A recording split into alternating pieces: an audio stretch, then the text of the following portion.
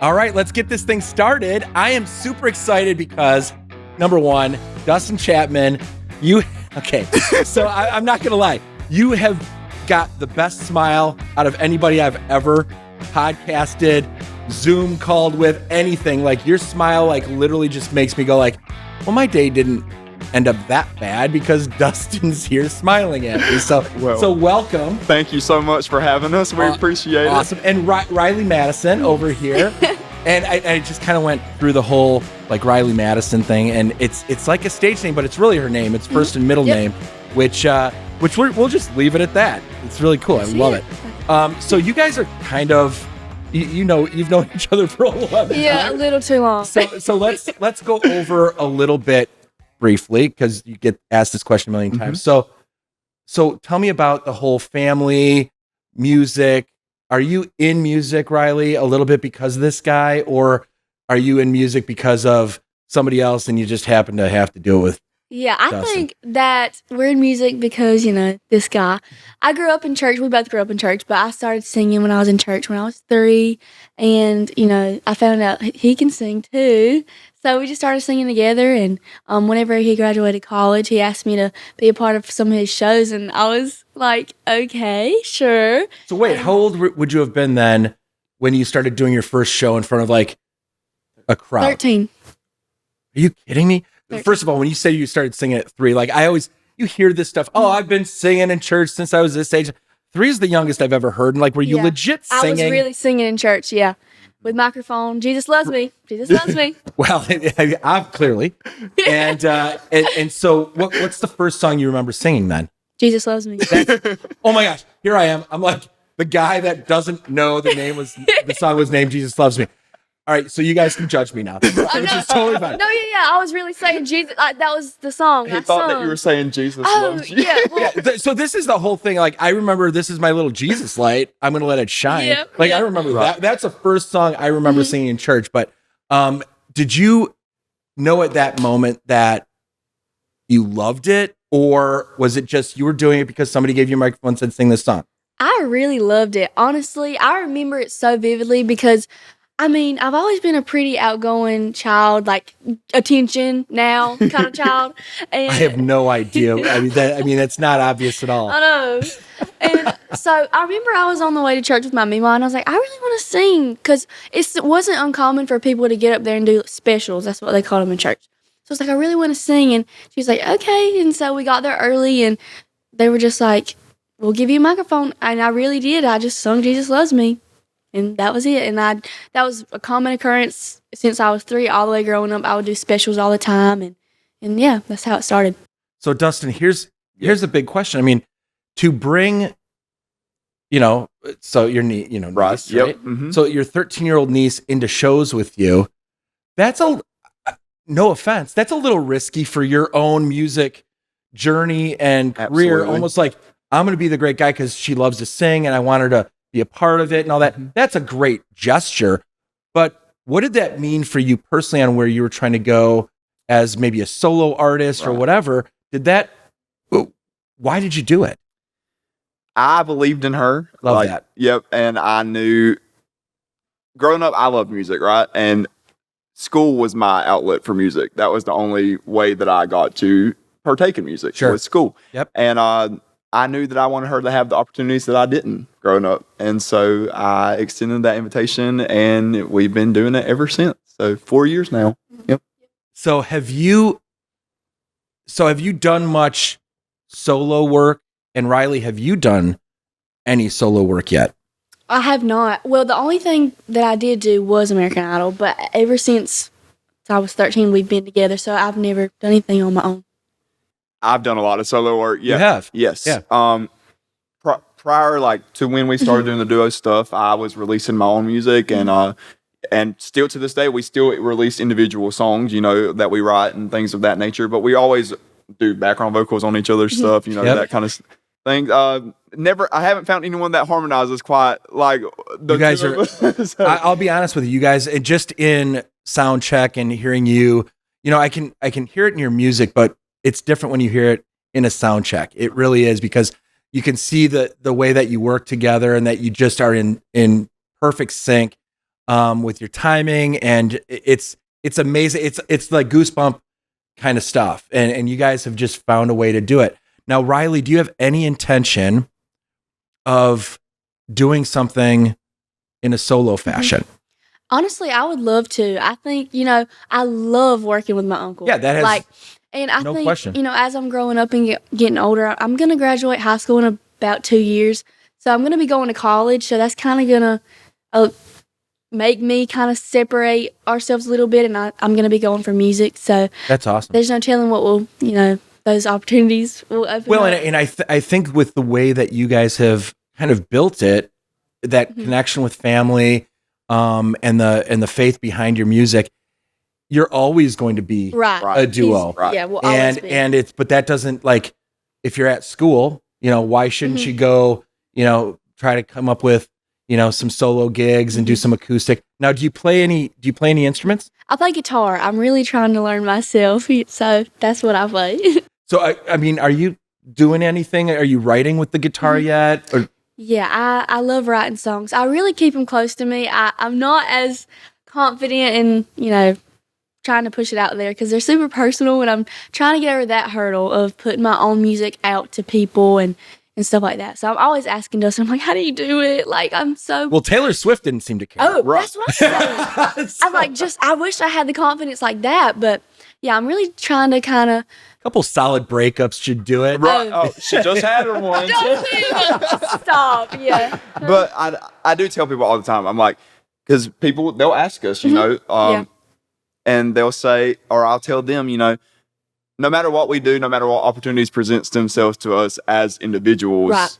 we're always going to be linked together. Yeah, kindred's Always, forever. always. Right. Right. And that's what I see in who you are. And I think that's what's going to make you be able to be solo artists at different moments in time and still be able to come back and be kindred whenever you want to, whenever it works with schedules and school and all the rest of it. And I think that's what a lot of musicians, artists, and touring bands and everything, this is what they have to Right. be. And I think because of your family connection, well, how about that time?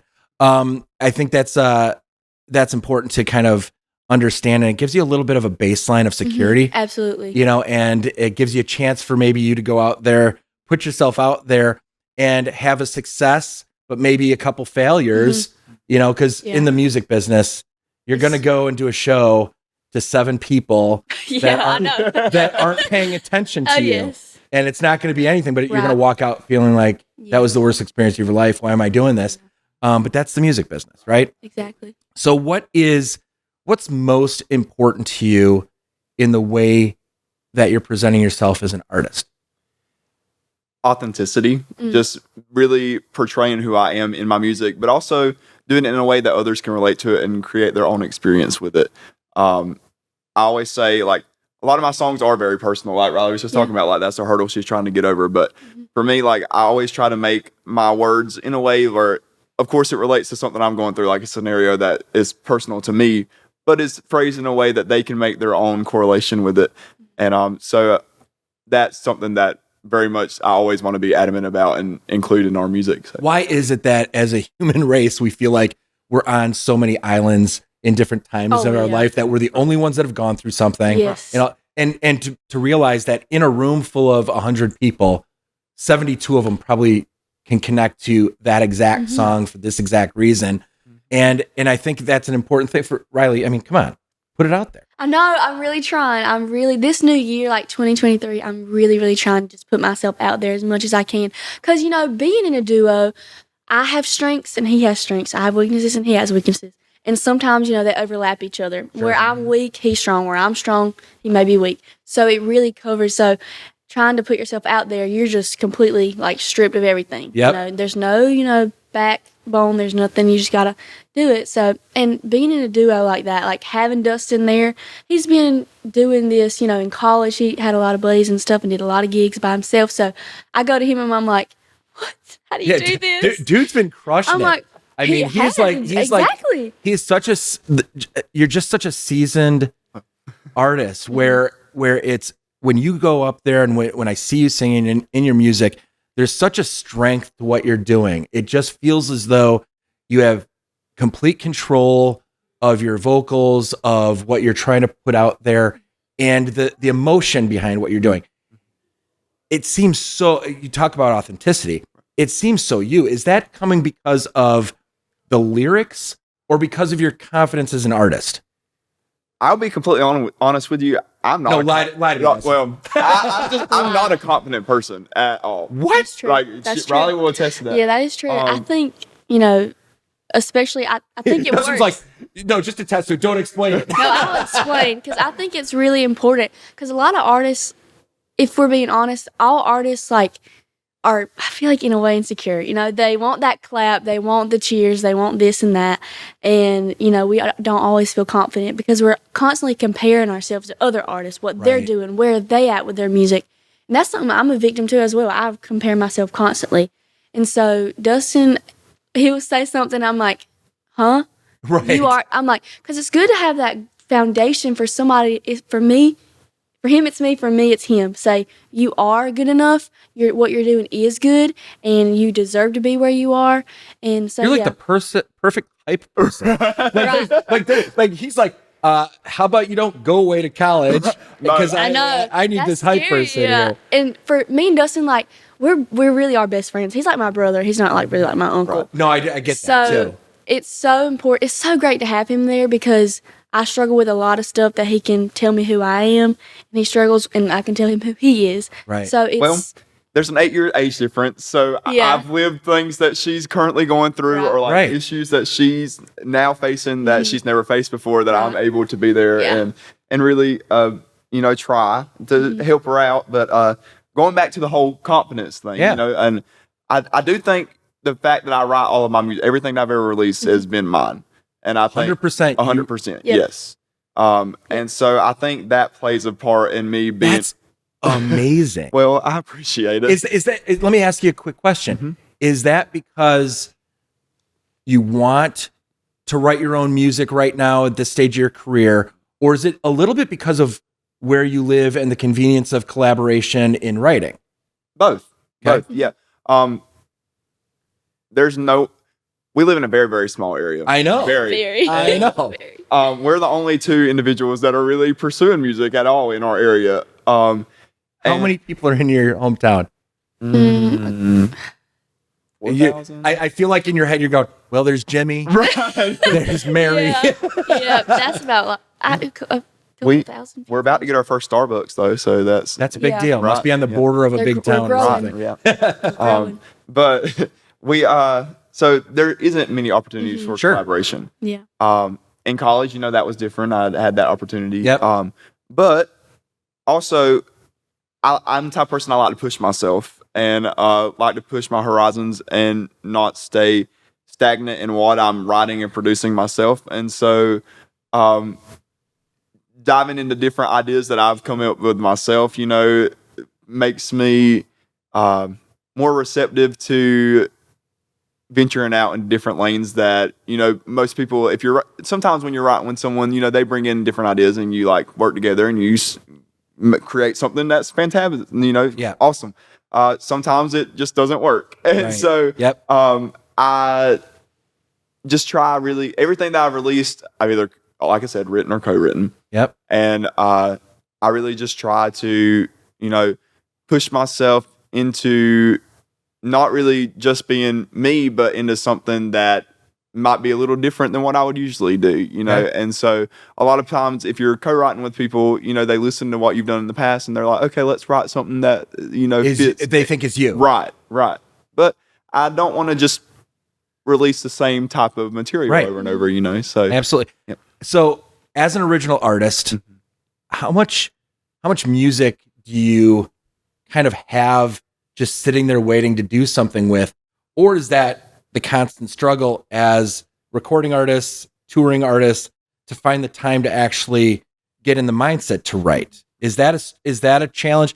Do you have 100 songs that are sitting there for you to finalize and work on, or do you say, "Oh my gosh, I'm down to 4," and you feel this pressure? Where are you at right now with your originals? I have so many that are done that we haven't done anything with, but also there is a constant struggle of being like, okay, we just had 5 shows this week, and we're so exhausted, but we need to write and get new stuff ready for the next quarter or whatever, Right. And so it is very much a struggle trying to find that balance. Because when you do kind of play in your own area and you've got a fan base, your fan base is unbelievably loyal. Yes. On social media, I don't know how that's translating into following you to shows and stuff, but I know there's a pressure of artists that go out, and if you're not releasing an album that you're focused on that album, you want to give a little something different every time somebody keeps coming to watch you. Mm-hmm. That's where that pressure of what can I bring into the show? What's the next? Absolutely. Have we worked it out with the band? Is it just the two of you? Have you worked out the kinks on the harmonies and all that kind of stuff? How tough is that to keep on kind of mixing it up a little bit and to keep your own energy alive? It's pretty tough. I'm not going to lie. Especially, I'm still in school, so it's really hard to kind of not get burnt out so much, playing so many shows on top of school. And I complain to Dustin all the time. I'm like, I'm not doing enough, but I don't know if I can do any more, So that's a struggle for me, just trying to keep the zeal for it all and But I'll be honest with you. The fact that you are being honest with yourself about, I don't know if I can give anymore. Right. So many people don't find the balance in that. It's difficult. It absolutely is. If you couldn't do music, if you woke up tomorrow and you're like, all of a sudden you like, oh, I'm tone deaf, I can't sing anymore. What would you do? What would you want to do? You're going to school now. I'd be a writer. Probably write books and stuff like that. Are you? When you say you want to be a writer, are you a big reader? Mm-hmm. Yes. And what kind of books do you read? I like this. I read a lot of Christian books. A lot of I don't Can really you define what a Christian book means, though? I'll say some. Can I say some authors and stuff? Yeah. Sure. I won't know who they are for sure. I really love Bob Goff. I really love Mitch Albom. He's a story writer book. So what kind of, give me an idea of one of the stories that you've read a book. One of my favorite books I read recently, and if you're watching this, this is your book. It's called Strangers in the Lifeboat by Mitch Albom, and it is an incredible story. It is about these people that get abandoned in a shipwreck, and there's 6 people. Okay. And they find some man, and he says he's Jesus. So they're like, what the heck? You're Jesus? No, you're not. And so there's terrible conditions. They're stranded, no food, no water.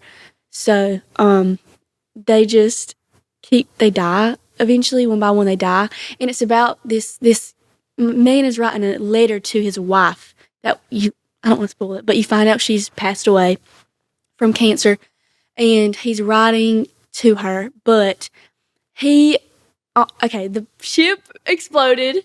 So he's like, oh my gosh, he's telling everything that happened. I'm not a good storyteller, but you're great. But yeah, and so he later finds out that the man, he says he's Jesus, but he's not Jesus. The person that was Jesus was this little girl in the boat with him, and I'm getting chills talking about it. So what you're reading is you like to read faith-based journeys, and do you find that is going to be what type of music you write? I think so. I'm really getting in. Well, maybe I write Christian music myself, and I write stories, story songs and things like that. I love bluegrass music, and it's a lot of stories and stuff like that. And I'm trying to dabble into everything, but I love self-help books. I try to get better at everything as much as possible. Yep. I never want to stay where I am. I want to get better and better, and I read a lot of books like that. And I really think I could write a book. When my life is, I'm more older and seasoned in my life, I can maybe write a book. But yeah, you certainly have had a journey already, just in kind of finding a career, family, the importance of it, the passion of music, and balancing things. I feel like you're already writing your own story as it sits right now. I journal a lot. It's a pretty good book. Yeah, I journal a lot, and that's one thing. I would love to publish my journals. I know that sounds super whoa, I don't want to release a song. Yeah, because but you I will won't publish sing my a personal journals. song, but Right, you want I know, it's But here's really the weird. journal of my It's really day. weird. Here, everybody have really it. Weird. I go to journaling when I'm really struggling with a problem. I don't really journal every single day, but when I'm struggling with something, I'll write letters, like either to God or just to think things through myself. And I always come to kind of an epiphany in the middle of my journal. That's how I get my stuff out of my head, because I'm really an overthinker and I really obsess over stuff. So, and I think it might help people because it helps me. That's awesome. And I always go to Dustin. I'm like, so I just had this thing, and I know I had this problem, but now it's over. And I don't know. I love talking about it. So I think that's what's cool about your relationship is there's this balance, but there's the friendship, there's the family, there's a trust in it. Dustin, what is next in the sense of in the music industry? Right. There is this, if I don't get this award, if I don't get this many followers, if I don't get this many downloads on my music, if I don't have this many people at a show, what is it inside of you that is making you feel whole about what you're doing, but also where you're trying to get next and feel like you're accomplishing the journey, even though it's not like signed to a big label, playing arenas tomorrow? Right. Like what is keeping you there, and what's kind of those obtainable things that are going to make you feel like, yeah, I'm doing this and it makes sense to be doing it? Yeah, it's funny because I tell people all the time, like, I have no doubt in my mind that this is what we're supposed to be doing. Like, no doubt. There's no way with your skills and your talent, there's no way that this is supposed to not be happening. And so there's just, you do get in these places where you're like, man, like, is this progressing as fast as it needs to be? Is my time running out? Like you get in those places. But then you just get little reminders occasionally. It's just like little things. Like, I can't talk about it yet, but there's like this huge opportunity for next year that I'm like very, very close to obtaining. And then I'm just like, man, like, this doesn't happen often. You know what I mean? Yeah. Like, it just doesn't happen for anybody. And there's these individuals that we know, they're so wise, so wise. And they have become like an adopted set of grandparents to They're us. family now. That's awesome. And he's like our go-to person. They are, but him and I just talk often, and he's just like, there are so many people that would kill to be where you are right now. Like that, like, just to be able to like say, music is my full-time job. Like, I'm able to provide for myself, doing what I love, writing my songs. People are listening. Yeah. I might not like. We were blessed this year to have a song that did very well, but I might never have another song to hit the top of a chart again. But you know what? I'm able to travel the world and do what I love, And so I just think... So you feel... it seems to me that you feel like you've accomplished what you set out to accomplish as an artist, but you're not going to think that the road is at a dead end and that there's not more to accomplish.